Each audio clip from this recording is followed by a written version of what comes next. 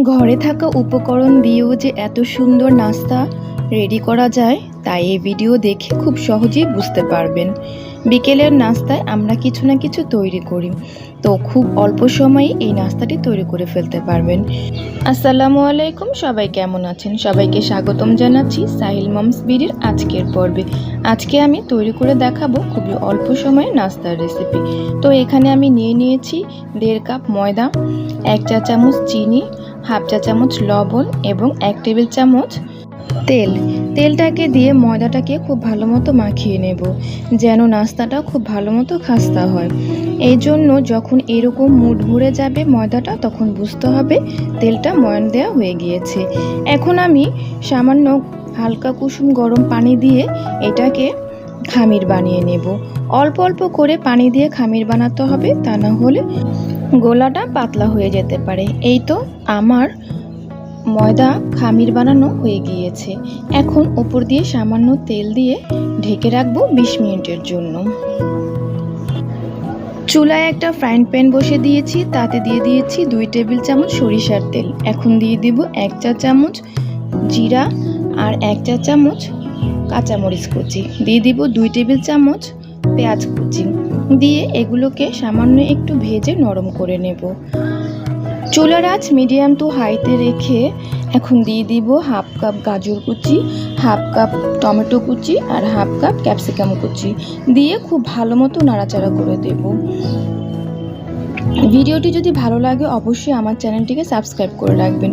দিয়ে দেব 1 চা চামচ লবণ, হাফ চা চামচ হলুদের গুঁড়া, 1 চা চামচ মরিচের গুঁড়া, 1 চা চামচ ধনিয়া গুঁড়া আর দিয়ে দিব চাট মশলা 1 চা চামচ, দিয়ে খুব ভালো মতো নাড়াচাড়া করে দেব। এখন চুলার আঁচটু মিডিয়ামে রেখে ঢেকে রান্না করব 5 মিনিটের জন্য।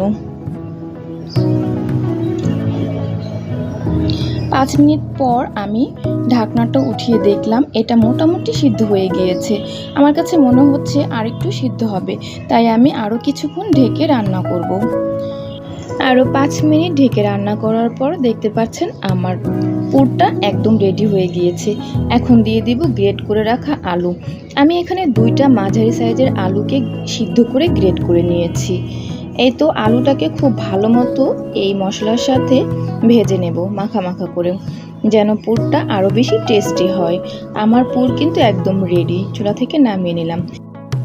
20 মিনিট পর ঢাকনা খুলে দেখলাম ময়দার খামিরটা একদম সেট হয়ে গিয়েছে। এখন আমি এটা দিয়ে রুটি তৈরি করে নেব। তার জন্য আমি এই গোলাটাকে 2 ভাগে ভাগ করে নিয়েছি। এখন খুব ভালো মতো মাখিয়ে একটা রুটি বড় করে তৈরি করে নেব।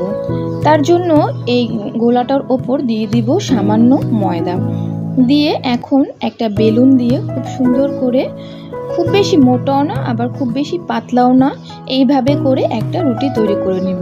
দেখতে পাচ্ছেন আমার রুটিটা কিন্তু খুব বেশি মোটাও হয়নি আবার খুব বেশি পাতলাও হয়নি। এখন আমি এই রুটিটাকে 4 পাশ দিয়ে কেটে একটা 4 কোণা শেপের রুটি তৈরি করে নেব।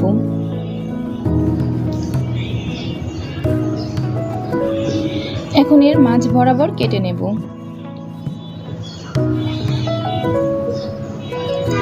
একটা রুটি দিয়ে মোটামুটি 4টা নাস্তা তৈরি হয়ে যাবে।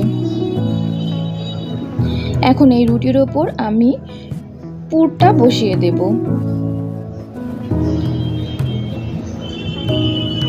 খুবই অল্প সময়ে এই নাস্তাটা তৈরি করে ফেলতে পারেন আপনারা।